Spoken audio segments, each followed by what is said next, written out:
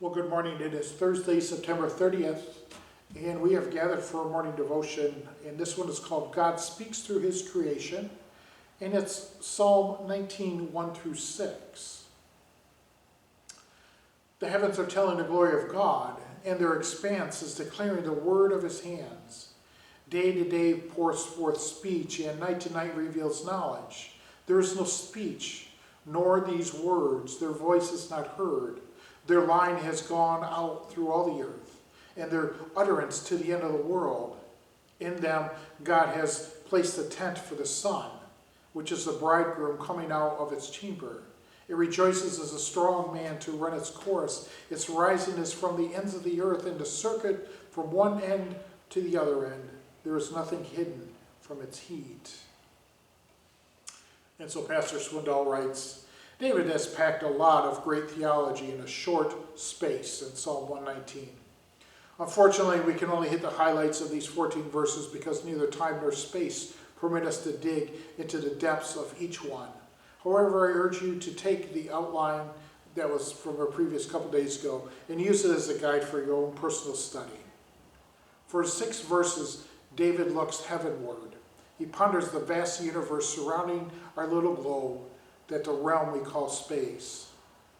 David celebrates the power and majesty of God, saying he uses the heavens and their expanse to declare his greatness. Then the poet king reminds us that this declaration is consistent. It's day to day, night to night, silent, no speech nor word, the voice is not heard, and it's universal, all the earth, to the ends of the world. According to this song, God's majestic universe contains a message. It is in fact a bold announcement. Regardless of the time of day, location, or native language, if you look up, you will be able to hear his message. We have a creator whose power supersedes all human kings and government. Because authority implies accountability, we are reasonably sure that this ultimate rule will require everyone to stand before God to be judged.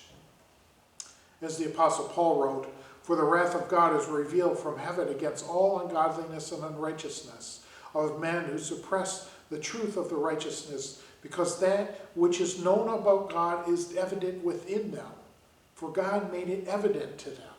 For since the creation of the world, his invisible attributes, his eternal power and divine nature have been clearly seen, being understood through what he has made us, so that we are without excuse." Did you grasp that? God reveals his power and divine nature so clearly that everyone is left without excuse. Don't let anyone tell you that God has hidden himself from the world. Every intelligent being lives every waking moment under the constant reminder of God's presence, sovereignty, and power. Stubborn unbelief causes humanity to miss God's persistent message. Anyone who struggles with the mystery of divine silence, whether it's while picking up the pieces after a disaster or recovering from the loss of a loved one or trying to burst the hope of going beyond a divorce, need only look up, for God is speaking. More specifically, consider the sun's symbolism in Psalm 19, verses 4 to 6. Both his appearance and activity provide ample information to anyone who asks, "Where is God?" No one other than our God could create, sustain, and employ such a heavenly body as the sun. Its size, its temperature, its distance from us.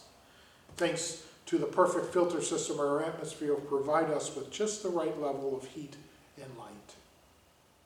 And so, building off of the last couple days' devotions, Pastor Swindoll was saying, you know what, if you are in God's silence and you feel like God isn't looking or hearing your prayers or your voice anymore, he invites us to look around.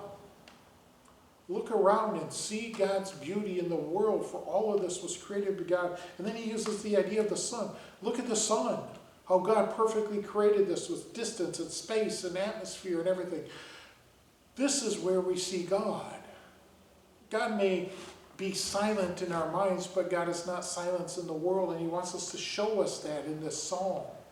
Looking at all that God has done in this world, continues to do day in and day out, night in and night out. God is always amongst us and always present. So it may seem like God is silent, but God's with us. Just open your eyes and look around and see God's beauty.